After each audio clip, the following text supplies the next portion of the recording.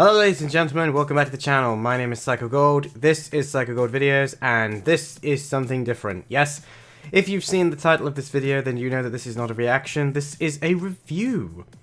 Now, I have watched Batman vs. the Teenage Mutant Ninja Turtles. If you don't know what this is a very new release from DC Warner Brothers animated unit, and it's made in partnership with Nickelodeon, and it is exactly what it sounds like. I can't remember if I did a reaction to the trailer or not, in all honesty, anymore. Maybe I should look that up. Yes, I did. I did do a reaction to it 2 months ago, in fact. It feels like way longer than that. The film is now out digitally, so if you want to go and grab it, it's out there. It's on Amazon, it's on Google Play, it's on YouTube, I think, as well, so feel free to go have a look. Sadly, I don't have a link where I can be like, buy it here and support the channel. As cool as that would be, I'm not there. So this is just me talking about this film because I really enjoyed it. Spoiler alert, this is a positive review.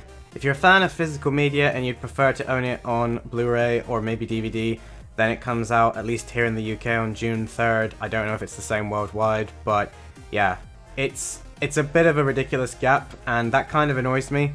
This has been getting worse and worse with films. They seem to be determined to make it easier for you to buy stuff digitally.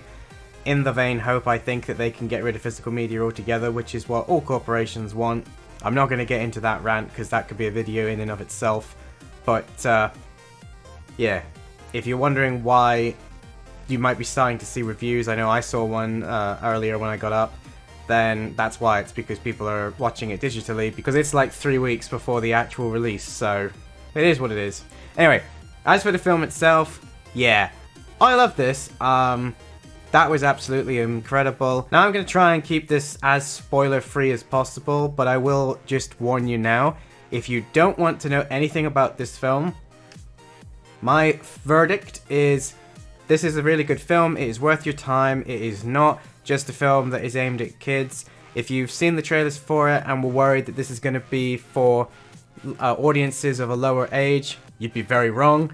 And if you're wondering whether or not they've kept a balance between the darker side of Batman and the lighter side of Turtles, then it's an interesting juggling act. They've succeeded in creating a world where you can believe that they would actually meet, and at no point do you find yourself questioning whether or not this is reality. In fact, I'd say that they've done such a good job in certain sequences that I'm just like, why has this not happened before now? So, yeah, if you don't want to know anything about the film, I would just turn off now and go and watch it if you can, or wait for it to come out, whatever your preferred methodology is. There's no great spoiler, there's no twist, there's no moment where I'm going to suddenly turn on this film and rip it to shreds. My final verdict on this film is, it's really good. It's actually one of my favorite animated films that DC have done in quite a long time, and I don't know if that's because they've gone in a different direction due to the inclusion of the Turtles or not. The voice acting was great, the animation was a DC film, which it's really, really good most of the time, and then there are some sequences where I feel like a little bit more time could have been spent cleaning it up, and I don't mean that as in it's bad. I just think that it has this problem that a lot of DC films do, where certain scenes look amazing and you can tell that these are the scenes that they want people to remember, and then there are other scenes where it's still good, but it's nowhere near as good as the scene that you just watched, and you're kind of like, that's a bit weird. But if you've ever watched a DC animated film, then you know that that's kind of their thing. Didn't used to be the case. This seems to be a recent thing that they do, where the animation seems to be a bit hit and miss in places, but trust me, the storyline, which obviously is the main reason to watch this, more than makes up for it. There are some twists I didn't see coming. Well, I did see coming, but I didn't see them coming until it was breadcrumbs through the storyline. But the trailer hasn't revealed anything, which is why I'm saying, if you don't want spoilers, go away. So if you're still here, I'm assuming that you won't mind me talking a little bit about them. I'm not going to give you massive spoilers, but I'm also going to have to mention a couple of things in order to actually review the film. So, basic premise of the plot is that the Turtles come to Gotham City. They actually make some hilarious jokes about the fact that they don't really want to be in Gotham City, and that they can't really see the difference between Gotham City and New York, which of course is hilarious because Gotham and New York are the same place, technically speaking, if you know the history there. Now, there are some really interesting fights in this, such as when all of the characters who are crossing over first meet, the heroes don't actually meet each other first, they actually meet the villains of the opposing side. So, Batman takes on the Foot, and the Turtles, surprisingly, take on Penguin's crew, who are in the middle of trying to do a heist. Now, this is hilarious, and the reaction from Michelangelo especially towards the Penguin, and yes, this is a hilarious version of the Penguin, is just brilliant. Just seeing the interactions between characters that I never thought would ever meet each other. It's not something I ever thought we'd ever see. This is probably more surprising than that time the Turtles teamed up with the Power Rangers, which is hilarious because Batman and the Justice League have also teamed up with the Power Rangers, so... You know, I'm just saying, come on DC, I know what animated film I want to see next. Anyway, this film... Batman fights the Shredder, Turtles fight the Penguin, and some surprising stuff happens that eventually means that Batman and the Turtles come together. Exactly what you'd expect happens. They fight each other because they don't talk properly, and I mean, Batman's not exactly the greatest communicator on the planet anyway, but stuff goes down, it's very entertaining, and throughout the film, you're introduced to characters from both universes. I do think that they could have done with a few more Turtles characters. However, there's so many characters in this film that I didn't know that I think if they tried to put any more characters in, I'd be complaining that there wasn't enough screen time for everybody. And a couple of characters do suffer from that, but the way that they're in the film, it's not an issue. Baxter Stockman is in the film. He is there with Shredder, but the way he's in the film is not a way that I'm familiar with the character. Apparently this is a version of him that exists in the comic books, but it's not one that I've ever seen before, so that kind of took me a bit by surprise. But he's still Stockman, and I actually really liked this version of him. His personality was... He wasn't so comically evil or over the top, but he also wasn't the Baxter Stockman from the 03 Turtles series, which is the one that I'm the most familiar with, where he was so arrogant that he was constantly his own biggest downfall, basically. In this, he's kind of like... He's still super intelligent, but he's not really that evil or arrogant to a degree. The Shredder and the Foot were kind of the biggest surprise in the whole thing, because they're not messing around in this. Now, earlier in the video, I said that this is not aimed at young audiences. It's not. The Foot kill people. I don't mean they do it off screen. I mean, you see death happen. When the Foot first turn up, and when the Shredder first turns up, and later on in the film, if you remember these guys as like comical guys who can't get anything done, you're gonna have that illusion shattered. These guys are ninja. These guys kill people, and they go for the killing blows every time they come on screen, and it was great. It was amazing. I was so taken aback by that, and this slightly more adult, but not too adult, style of fighting extends to our heroes as well. There are some brutal shots that the Turtles get in on the enemies that they're fighting, especially from Raphael, as it should be, and Batman and his allies are in the same regards, but it's not so shocking to see them go extra, not violent, but brutal.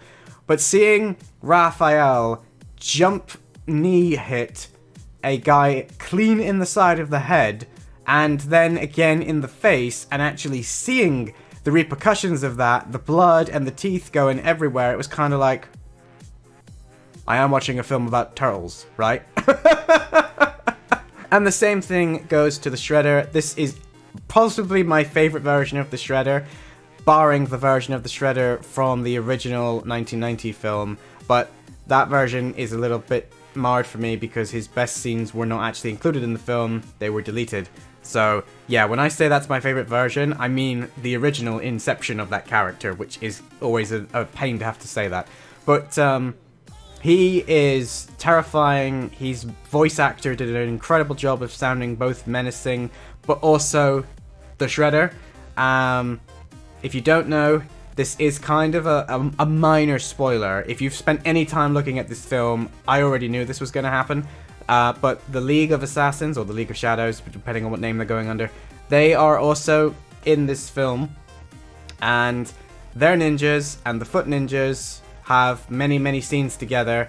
And we get to see Shredder and Ra's al Ghul, or Ra's al Ghul, again, depending on what they decide to call him in this one. They have some incredible scenes together, and yeah, it's a very, very good relationship that these two characters have, and the way their organizations act together, and how they come together, and why they come together.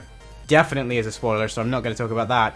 But it's not just a case of they're the two ninja crews, so we've made them a joint unit. No, there's an actual reason why they're together, and Shredder, as I've said, he is not a pushover by any stretch of the imagination, and he is not anybody's right-hand man.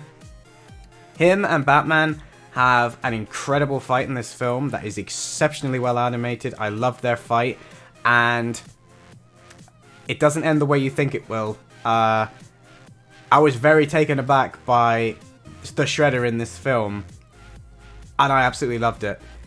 Moving on, we get to see lots of interactions between the Bat family and the Turtles family. One thing that I am going to state, in case anybody was hoping that he would make an appearance, there is no appearance from Nightwing, which was kind of disappointing considering that Bloodhaven is mentioned, and they have set up the Bat family to be in that time period when having Nightwing make an appearance would make the most sense, and the Robin and the Batgirl in the film, with everything that they referenced, there's so many references to other Batman and Teenage Mutant Ninja Turtles storylines throughout this that I was very surprised that there was no appearance from Dick Grayson or Nightwing in some capacity, even if it was just him doing something in Bloodhaven and talking to them on a communicator. There was definitely some scenes when I thought we were going to get some Nightwing action, but he's not in it. So if you were a Nightwing fan, you're not going to get your fix here.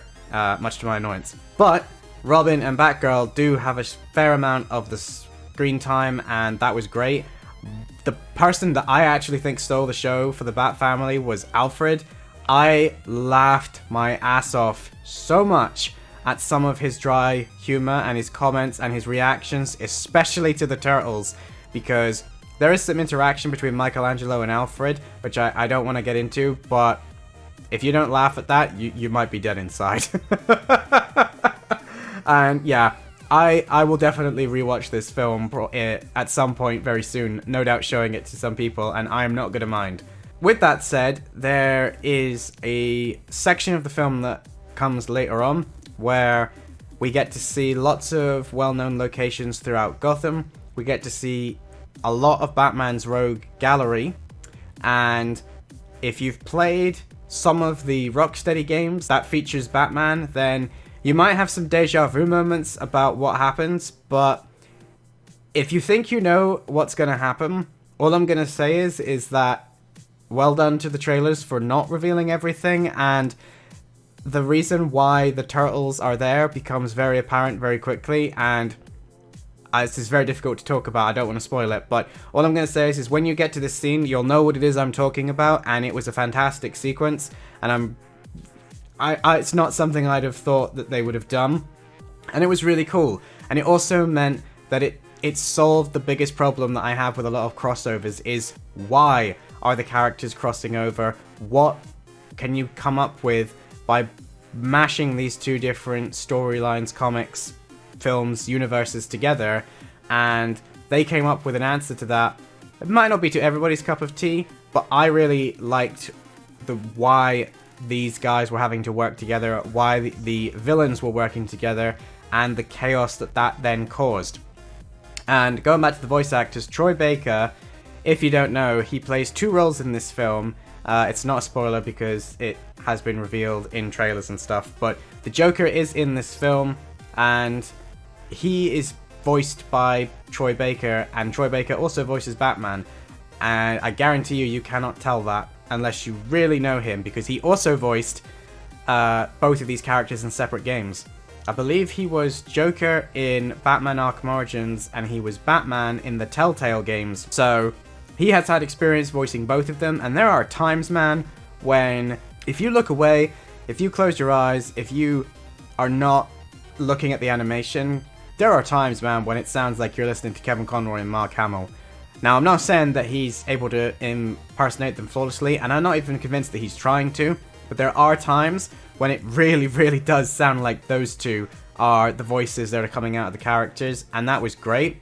But I also like the fact that he wasn't just trying to imitate the two of them. He gave them his own spin, and they are both really good versions. The Batman character is great, and it went a long way in helping some of what was happening, because again, there are so many references to other things, and I'm going to give an example. There's a scene where Michelangelo draws some stuff on a board, and it's when the turtles are all having a conversation with each other trying to figure stuff out, and Michelangelo draws a load of Batman related stuff, and pretty much everything he draws is a reference to another Batman property. There's a really obvious one thrown in there, which is, it's that.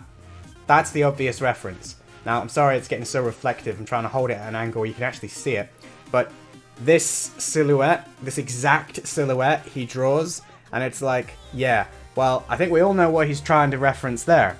And there are tons of moments like that if you keep your eyes out. I've probably missed loads, and if you're a big Turtles fan, there are lots of Turtles references as well. I didn't get a lot of them because as much as I do love the Turtles, I have not watched all of the series. I've not read anywhere near as many of their comics, unfortunately. There's only so many hours in a day. But this definitely reminded me how much I do love the Turtles, and the art style, which I thought at first was a bit weird when I watched the trailer. I didn't even think about it watching the film. It just worked. It surprised me. Between the excellent voice acting and the storyline, I very rarely paid much attention to the actual art style look for the Turtles or for Batman, because it's the first time that I've seen him back in grey and blue, but it just worked. It just didn't feel like it was trying to emulate any other kind of Batman or Turtles show that has come before it. It felt like it was an amalgamation to all of them. The Turtles all look unique. They all have slight differences to their body type. Leonardo also has this really interesting change whereby he doesn't have his swords on his back. He has it held on his belt like a samurai, and he moves a lot more like a samurai does as opposed to a ninja at times, and that was kind of an interesting change. I kind of like that, and a lot of the personalities of the Turtles that everybody knows, they shine through here, and they interact about as well with Batman as you'd expect them to. He is not a fan of the fact that they are teenagers, and spoiler alert, neither is Alfred. The final act of the film is absolute insanity. It just goes crazy. It throws everything at you, and it's a great payoff. It's just got enough moments in it as well that take you by surprise. There's one moment in particular that happens with Donatello at the end, and that's as much as you need to understand which moment I'm talking about when you see it. But that just yeah, it took me by complete surprise, and again goes hand in hand with the fact that Shredder in this film is no joke, and the bad guys in this film, they're not comically inept. They have a lot of moments in the film where, apart from the fact that you know you're watching a Batman and Turtles film, you might actually start to think, are they actually gonna win in a minute? You know, the bad guys, and that is really, really helpful to getting invested in the story. They are not dealing with fools in this. These guys, both the Foot, the League, and Batman's rogues, they're all treated with respect. There's no point where the Turtles can one-shot, you know, one of the Batman villains. There's no point where Batman can completely decimate the Turtles and their bad guys and just stand on top of them saying, "I'm Batman." And that's the only explanation we need. There is actual threat, there's actual plot development, and there's actual, I want to say, emotional tension and drama, because unless they all work together, which they kind of struggle to do, they're all at a massive disadvantage because they're enemies. As much as normally the bad guys fall apart whenever they try to make an alliance, in this film, I'm not saying that there isn't a problem behind the scenes, but whenever the heroes turn up, they don't do that typical Saturday morning cartoon villain thing of turning on each other. They actually demonstrate that when bad guys work together, I'm calling them bad guys, but you know what I mean. When these criminals, these assassins work together, they're twice as deadly and they are an absolute pain in the ass to try and beat because they complement each other perfectly. And that is not something I expected, and I loved seeing it. But with that said, if I say anything more about the end, I'm going to give it away. So if you are interested in this film, if you like either of the characters, as I said right at the start of this film, definitely give this one a watch. I've been in two minds of whether or not to say this in the video or not, but I've decided I'm going to say it. If you are thinking, well, this is normally a reaction channel, it's unusual for you to do reviews, well, if you're on the Patreon, or if you would like to become a patron, there I actually did watch this film and reacted to it. So if you want to go and possibly join the Patreon, or if you want to check the Patreon out, I'll leave a link in the description below. It's entirely up to you, but if you just want my review, that's it. I love this film. It was incredible. It completely blew away my expectations. I did go in with low expectations, to be fair, so maybe that helped, but I was surprised at how much I liked this. When I saw the trailer, I really didn't think it was going to work. It does. If you're going to watch it, there is a moment in the film where I was very surprised and confused about what happens to one of the characters. All I'm going to say is, watch till after the credits.